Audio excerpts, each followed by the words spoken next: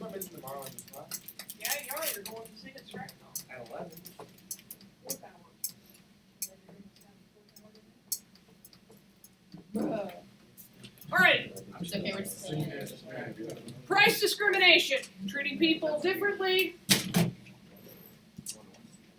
So it's when you sell the same thing at different prices to different buyers. For instance, I only charge Holly $20 for her A, but it costs Jared $50. I like girls better than boys. It's just, they're nicer to deal with. Oh. I wish I could buy my grade. Yeah, I brought it up. All right.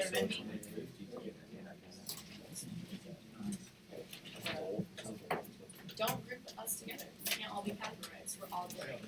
Price discrimination doesn't always have to be based on a buyer characteristic, such as race or gender or religion.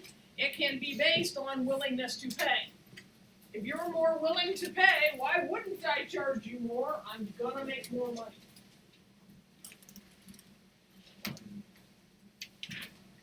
So,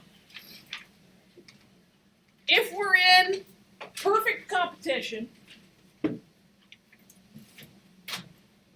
or we're in monopolist situation. So here we're charging the same price to everybody. That P sub M. If we charge more to some folks, what do? Consumer surplus. We raise our prices for some buyers. What do we do to consumer surplus? We're going to decrease it.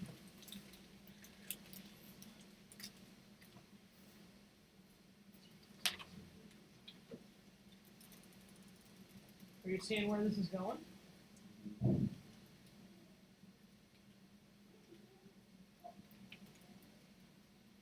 We charge every buyer their individual willingness to pay, and we get perfect price discrimination. We get all the profit. How do you achieve perfect price discrimination?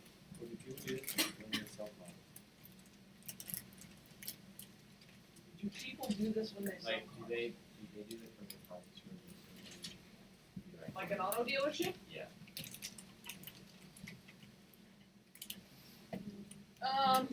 Probably not. There are people who get cars for less money than their willingness to pay.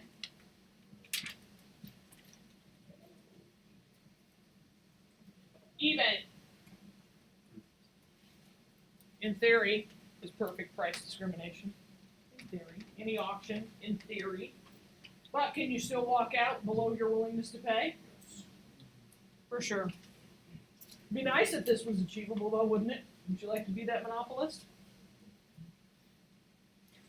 And it's great for the economy. Deadweight laws. Goes without a title. All right. It's not actually achievable in reality, though. Wah, wah. Sad trombone. Is this that nasty smelling kind again? Or those are Cheetos? No. All right. You can't achieve perfect price discrimination because people don't walk around carrying a flashing neon sign that says, "I'll pay this amount for your good." So you can't guess what their willingness to pay is. Right? And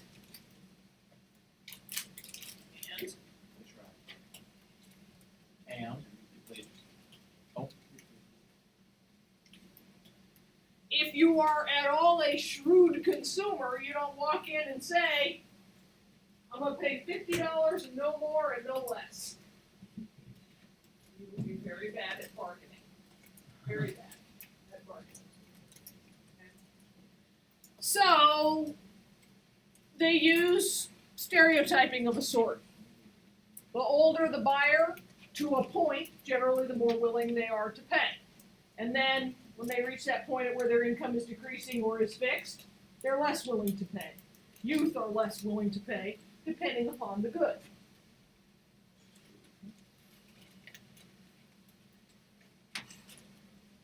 Prime example. How many of you have experienced this kind of price discrimination? Yeah. How many of you have taken advantage of this price? Yeah. Tuesdays. Yeah. How many of you carry a student ID in your wallet solely for this kind of price discrimination? Yeah. Kind of foolish if you don't, right? Too expensive. Date night is Tuesday night, right? Now it's Monday night. You're not paying full price to take your lady to the movies. No. That's $5. She's not worth it, right? Dayton, that just stuck to the tape. You guys all gotta send Dayton's girlfriend to the recording, because I just said not paying full price to take her to the movies on a Friday night 'cause she's not worth it, right? And he said nope. Take it back now, Dayton. Say you're sorry. Sorry. So yeah, take her to the movie on Tuesday so I can spend more on her on a Friday at dinner. We can go roller skating. Bowling. Alright. Airline tickets, rental cars for that matter. Because most rental agencies and hotels and airlines cater to business travelers who travel during the week, they'll offer lower prices for people who will travel and be there over the weekend, or who will rent a car over the weekend, or stay in the hotel over the weekend. You get a discount rate. Willingness to pay, price discrimination. So not all price discrimination is bad. If you are willing to take the opportunity cost to clip the coupons and carry them around in the little coupon wallet, how many of you have ever seen those shows on TLC or whatever? Extreme couponing. Extreme couponing. There you go. That's so smart. Okay. Yeah, sometimes the cashier has to give them Need-based financial aid. Those of you heading off to college this year are already becoming familiar with this willingness to pay price discrimination.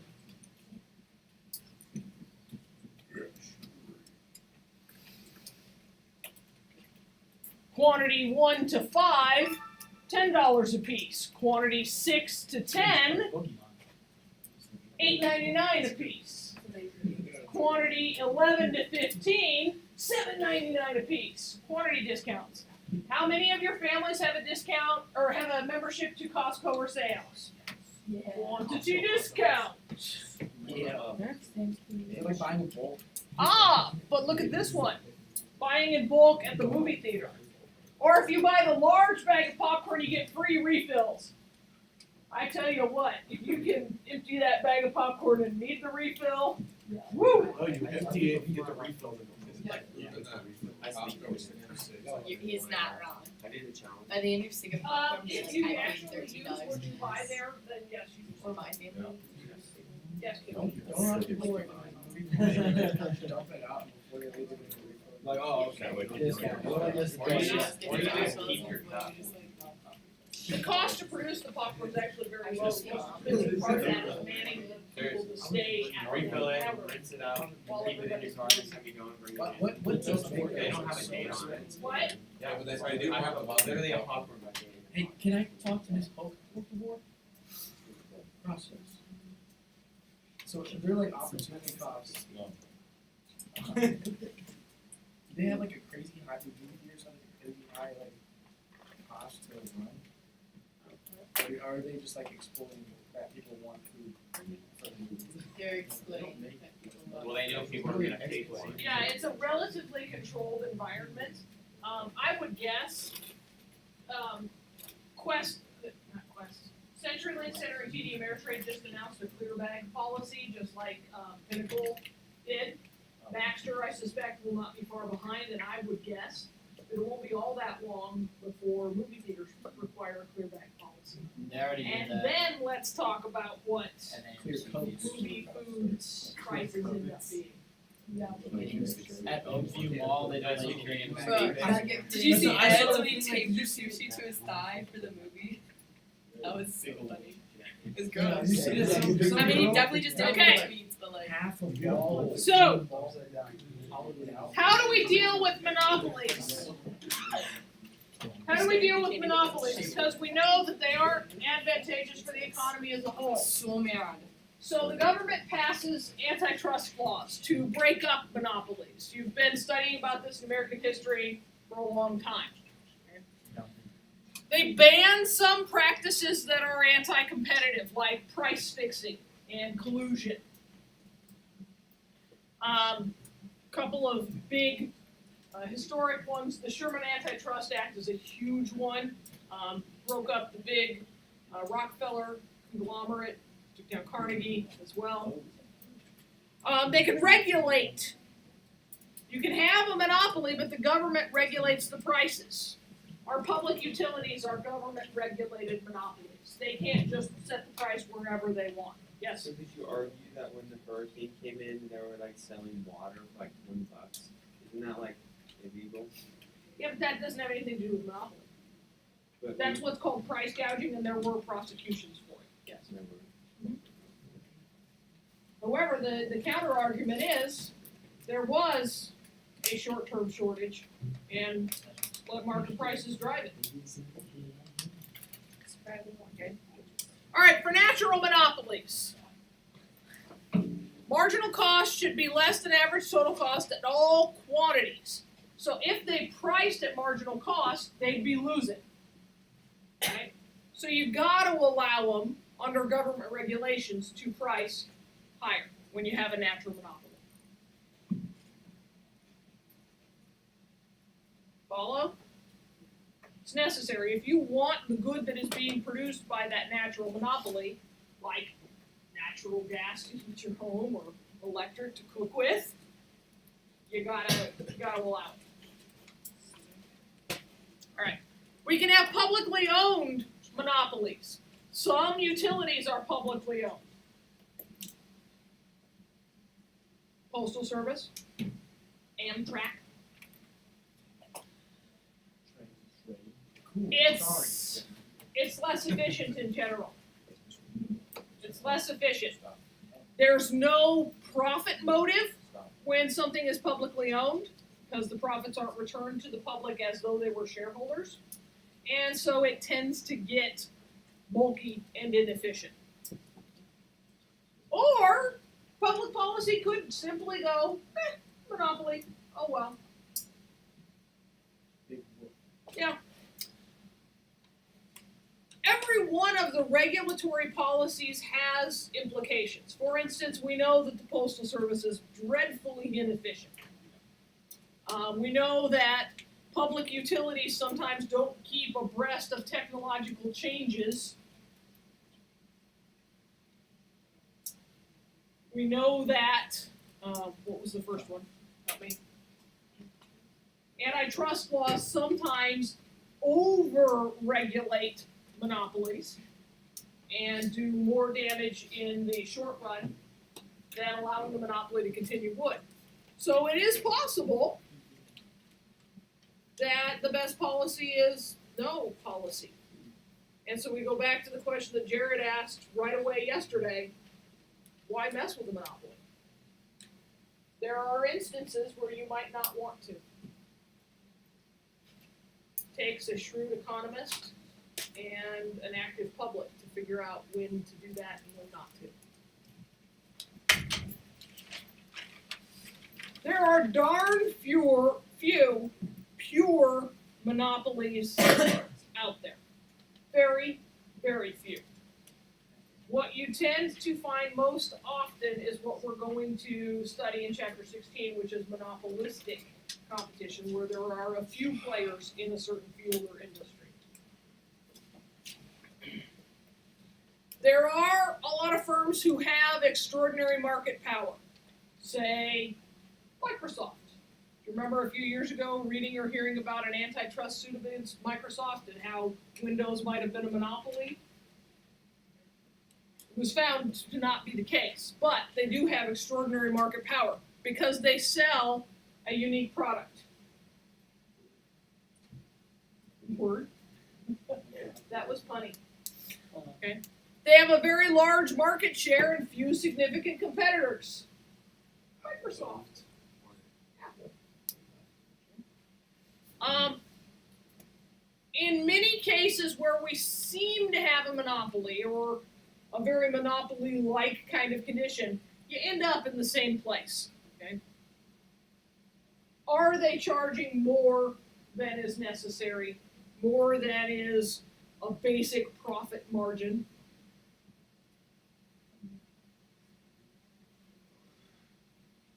Are we suffering deadweight loss economically because this near monopoly exists? Probably. Remember the two characteristics of a monopoly. It's the sole seller in its market and That's controlled. no close substitutes. You can't find anything else that would fill that void. Primary reason that Microsoft was found not to be a monopoly. Failed that second test. If you don't want to run Windows, what do you have to do? Go Linux or Apple. There are alternatives. Apple has a writing system. Yes, Now, right now, I lost my mouse. mouse in here. Stock photo. Yes, I lost. Oh my gosh. What is going on? It's because I'm bringing all this food. Probably. Mouse came down. Okay, I cannot get rid of this. It won't let go. My mouse won't let go. Get away. Go home. Help me! Help me! Go. Fetch. Yeah. You do that? And now she's playing music.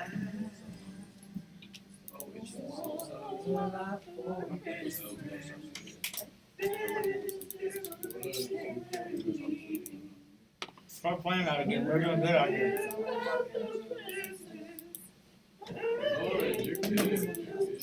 I love my clothes.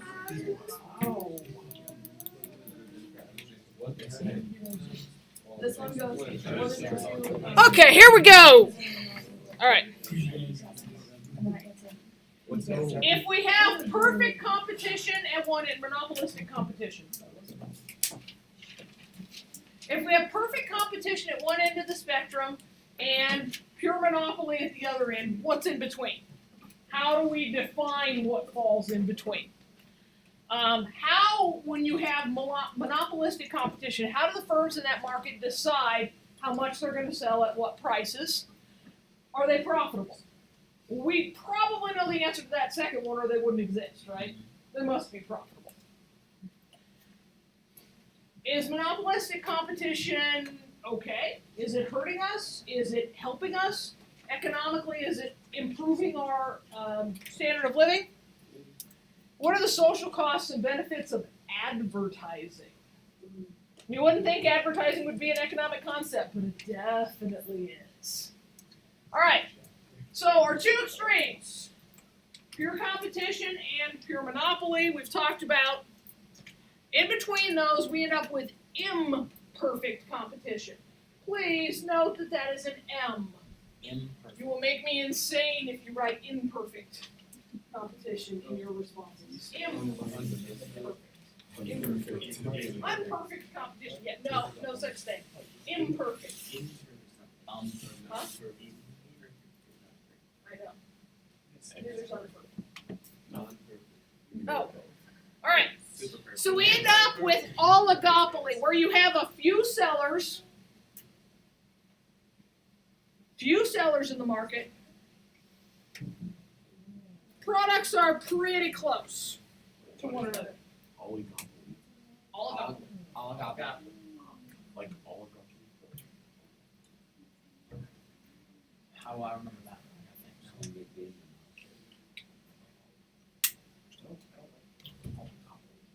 You don't like oligopoly? I don't like to say it. I'm sorry. Oligopoly. Has monopoly. Oh my god, you just make a rhyme out of it. Oligopoly that has monopoly.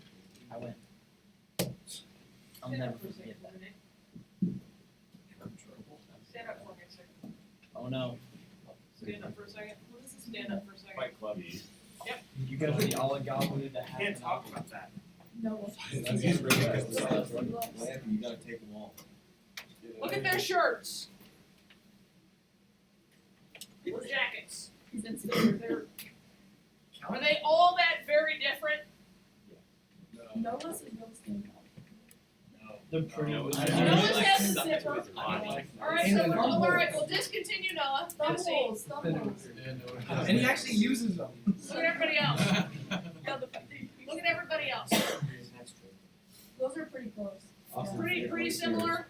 They're not identical, but they're pretty similar. I have to know. Where we got Hollister, Oh, I'll sit down. American Eagle, 2 American Eagles, and a Calvin Klein, and what is this? This is structural engineering. General say.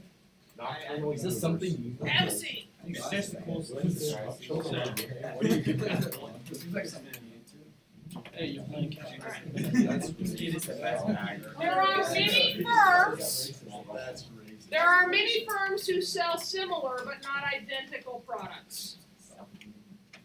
If I say Adidas, Nike, Under Armour, in terms of apparel, not shoes, pretty similar, right? Yeah. Pretty painfully similar.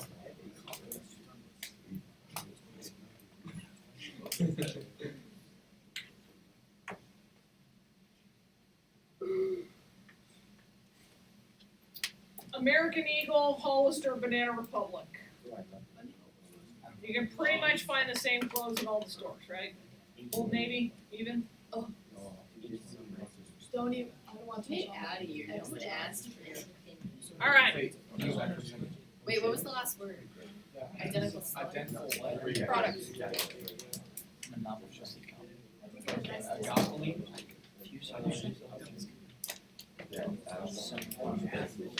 Guys, it's like walking in, when you walk into the grocery store and you look at the selection of items in any one aisle, in any one section of an aisle, you are looking at the definition of oligopoly. Let's take pasta sauce. Name them. Ragu. Ragu, Prego, Oh, that's like. Hunt's, Market. store brand, right? You're not gonna get more than 5 or 6 in any one. Now, there may be a lot of varieties of each brand, but in a blind taste test, truly can you tell the difference? 100%. Yeah. Dude, I eat so much ragu. I eat Prego and ragu. Yeah. Prego and Yes, the hell it is. All right, Yes, it is, Steven. many sellers in an oligopoly. A little bit of product differentiation. Free entry and exit, just like perfect competition. Literally, I can tell the difference. Free entry and exit. Wait, Howard, so what makes this not perfect competition? Is it just Because the products aren't identical. They're similar. Okay. They're similar, but they're not identical. Night clothes. Like, what are the characteristics of an apartment? A room. Livable. It has rooms, Bathroom. running water, a place to sleep, a place to sit, a place to cook, Nice. And it has lights. yeah, a roof, a floor. Barred up windows. So you can't jump out. Bottled water. It's water Hit a button. in a bottle. It tastes They have Don't different even pictures. start. Wait, some of the water is black and it's Incorrect. awesome. We're not gonna debate, we're not gonna debate the attributes of any given brand, but it's water in a bottle. Water in a With box. different Which comes pictures. from different places. Different Which makes it different.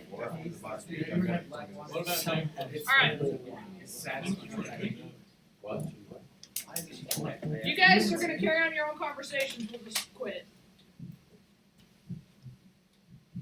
Alright, so comparing the two, many sellers in both of these. Free entry and exit. Long run economic profit should be 0. Here's the big difference. The firms they sell are identical in perfect competition. You can't tell Farmer A's soybean from Farmer B's. They're differentiated here. The logo is different on your hoodie. It's still a hoodie. It still keeps you warm. Still made of polyester and cotton. Maybe a little nylon, maybe a little spandex. One has thumb holes, one doesn't. Same thing. Okay. In perfect competition, nobody has any power. Nobody has any market power. But in monopolistic competition, they do have market power. Here's a huge difference. Oh, no. In perfect competition, the demand curve is perfectly horizontal. In monopolistic competition, you get something closer to what you're used to seeing as a downward sloping demand curve. That's a big difference because it's going to affect how the graphs play out and where we set prices in monopolistic competition. That's what we, in reality, we have monopolistic competition. Can we do like that in pretty much every one? Is there a competition for NASA? So yeah, there's a couple of different agencies. Whatever. Like different countries? Well, yeah, you can look at different countries, but even in terms of private companies, there's SpaceX, and then that's not Elon Musk's. Yeah. Okay, what's Virgin guys? Oh, Virgin Mobile guy. Yeah, what's his one? Yeah, what's Branson's company? Because he's still saying 2020 is going to happen, or 2019, one or the other. Yeah. Virgin Space, something like that. All right. This one's kind of dumb when we compare the Monopoly, Mono, one, Monopolistic, many. Okay. It's hard to enter and exit a Monopoly. It's easy to get in and out of Monopolistic. Monopolies are going to make economic profit in the long run. Monopolistic will not. They both have market power. They both have downward sloping. So it's just breaking down the individual traits and comparing the differences between the two. Woo. Woo. Woo. Woo. All right. So, short run. There's our downward sloping demand curve. Here's our marginal revenue. Oh! Jeepers. Frame. Ow. We have two swoopies. Average total cost curve ends up in the same place, and then we get marginal cost. So where do we set our price? Everywhere. Right? It's there. Where the Marginal revenue cost- where the we like marginal cost And go up. to demand. You want Below the ATC. you want to start here and then go there? Yep. Yeah. That's what Dayton says. Start here, go there. As a guess here. Anybody else want to guess? This is just a guess here.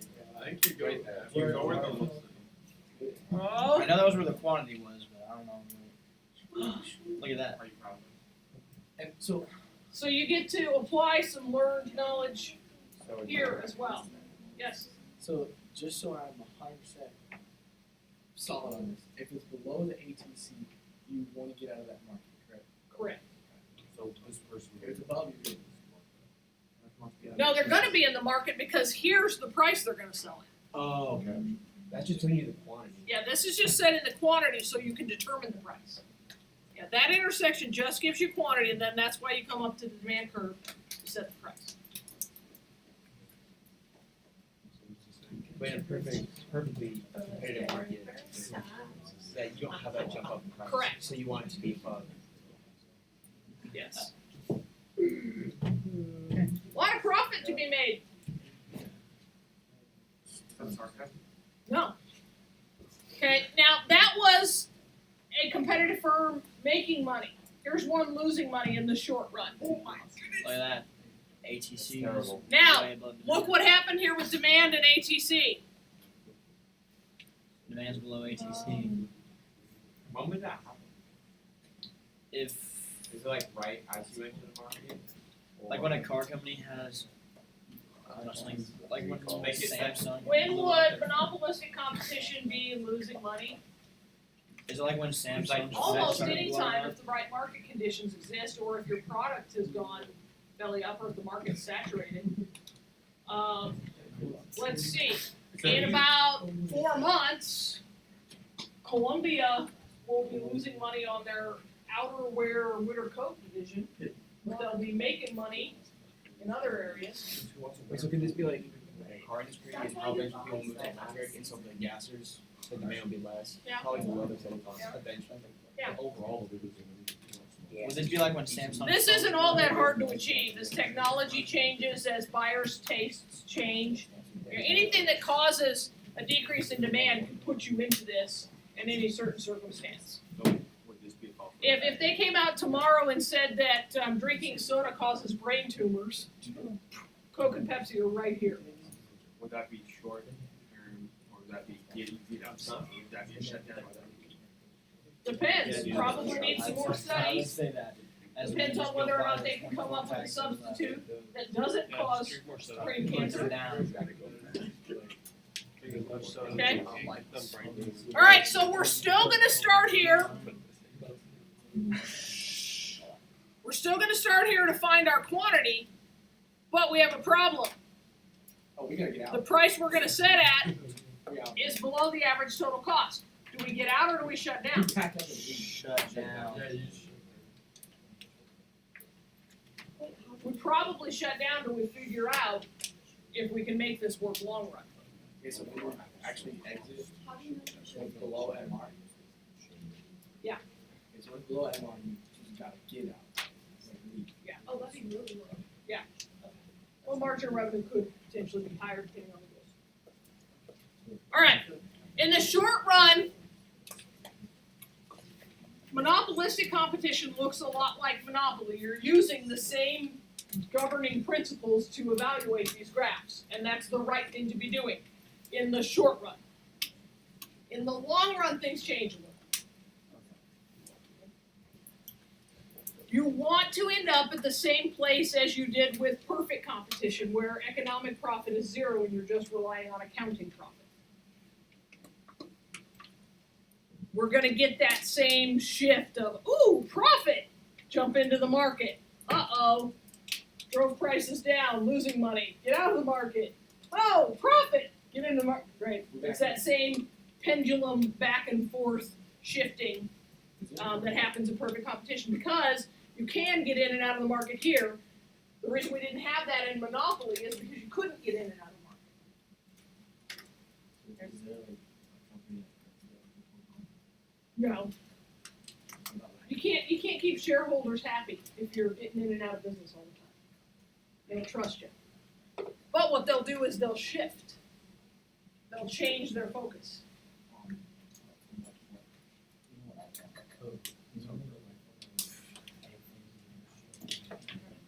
Crystal Pepsi, new Coke. So they'll put it in product. Yeah.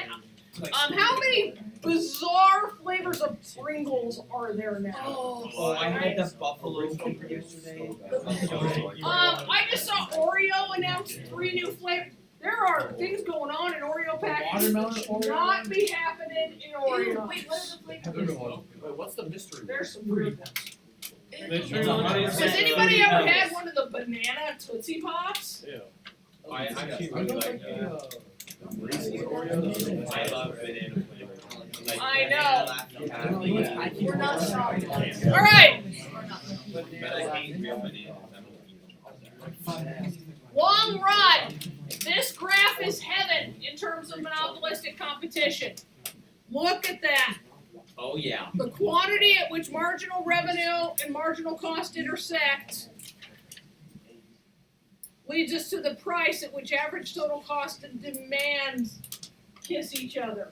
Oh, what a beautiful, beautiful graph. So 0. Zero economic profit. Heaven. Does that ever happen?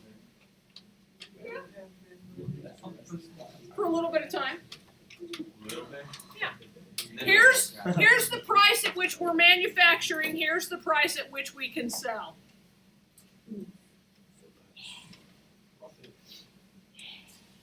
So that comes into play, it costs 5 cents and 6 something, and then it sells $2. All right. That is beautiful. Right there is money. Money. All right. That looks great. Yes. But here's why monopolistic competition isn't as good as perfect competition.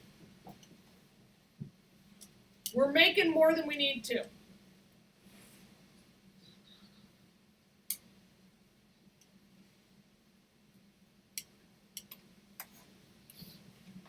we're selling it higher than benefits the consumer.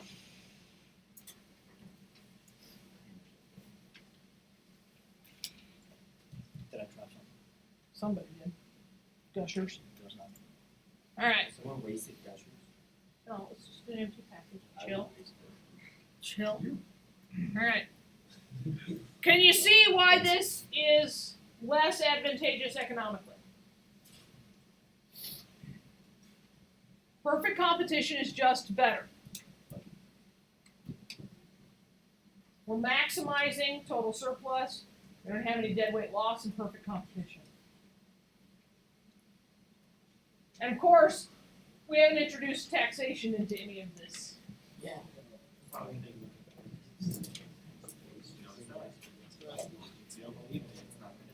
Nope.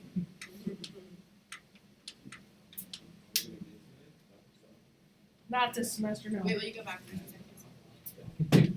Okay, good. So instead of producing more wax, you make the ATC at the bottom of its curve, they produce it on the downward slope. That's why it's less efficient. Alright.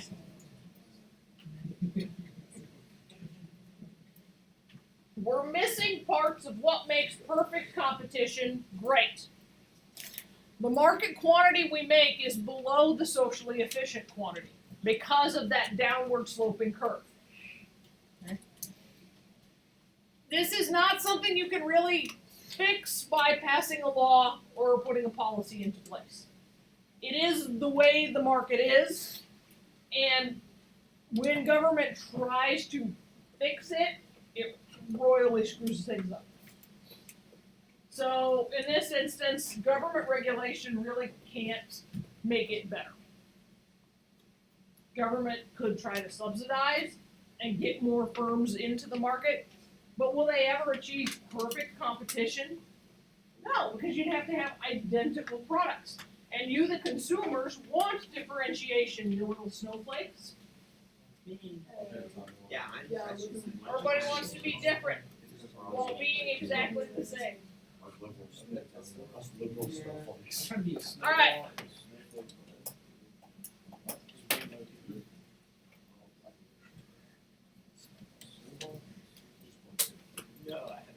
This is a complicated name for a really basic concept.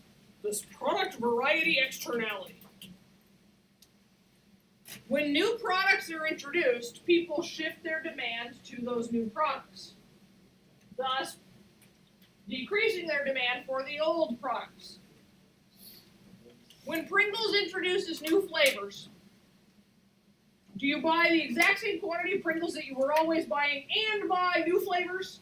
Or do you buy less of the existing Pringles and buy new flavors?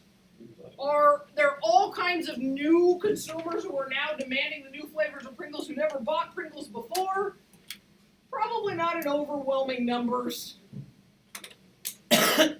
So what you end up with is excess production being unconsumed because they can't anticipate exactly how much the decrease in the original product is going to be. Here,